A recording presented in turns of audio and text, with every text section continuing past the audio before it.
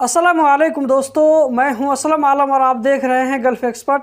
दोस्तों, इस वीडियो में कतर के बारे में कुछ इंटरेस्टिंग अपडेट आप लोगों के साथ में शेयर करने वाले हैं, तो वीडियो के साथ में आखिर तक बने रहें। अगर आप इस वीडियो को फेसबुक पेज पर देख रहे हैं तो वीडियो को आगे ज़रूर शेयर करें ताकि ज़्यादा से ज़्यादा लोगों तक ये वीडियो पहुँच सके। इस वीडियो को हम शुरू करते हैं।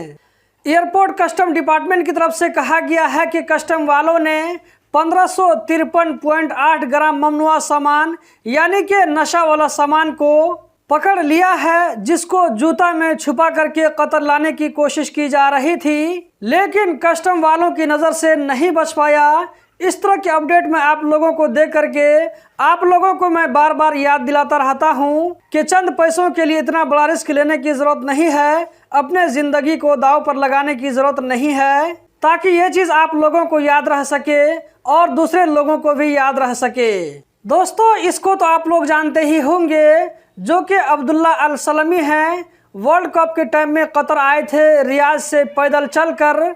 इनकी एक ताज़ा वीडियो सामने आई है जिसमें ये कहते हुए दिखाई दे रहे हैं कि कतर में रहने वाले लोग सऊदी अरब वालों को जितना चाहते हैं उतना और कोई नहीं चाहता है। आप में से जो लोग सऊदी अरब उम्रा या ये कि हज के बारे में जाने के लिए सोच रहे हैं, तो ऐसे लोगों के लिए अच्छी खबर है, क्योंकि सऊदी गवर्नमेंट ने कोविड-19 की वजह से जो भी रिस्ट्रिक्शन लगे हुए थे उन सारी पाबंदियों को अब हटा दिया है। अब हर तरह के लोग सऊदी अरब जा कर के चाहे तो उम्रा कर सकते हैं या ये कि हज के टाइम में जा कर के हज कर सकते हैं। तो अगर आप भी उम्रा या ये कि हज में जाने के लिए सोच रहे हैं तो कतर में बहुत सारी एजेंसीज है जो कि उम्रा सर्विस प्रोवाइड करती है, तो वहाँ जा कर के आप बातचीत कर सकते हैं। तो उम्मीद है कि पाबंदियों के ख़त्म होने की वजह से इससे पहले जो कॉस्ट लग रहा था इसमें कमी देखने को मिले।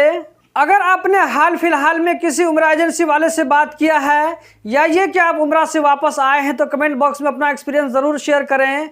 आपके कमेंट को पढ़ करके दूसरे लोग इसके बारे में जानकारी ले सकते हैं। दोस्तों, अगर आपको भी कतर में 20 साल हो गया है और आप कतर में अच्छा खासा पैसा कमा रहे हैं, आपकी खुद की कंपनी है, आपकी कंपनी में लोग काम करके पैसा कमा रहे हैं, आपको भी फ़ायदा हो रहा है, आपका करियर बिल्कुल क्लीन है, आपका जो है क्राइम रिकॉर्ड कोई नहीं है, तो आप कतर का परमानेंट आईडी के लिए अप्लाई कर सकते हैं। 20 साल वाली बात आम लोगों के लिए है, जबकि जिन लोगों का बर्थ कतर के अंदर में हुआ है ऐसे लोगों को सिर्फ 10 साल होना चाहिए। मतलब कि 10 साल के बाद ऐसे लोग परमानेंट आईडी कार्ड के लिए अप्लाई कर सकते हैं। अप्लाई करने का चार्ज 3000 रियाल है, जो कि आपको अप्लाई करने के टाइम में ही पे करना पड़ता है डेबिट या क्रेडिट कार्ड के जरिए।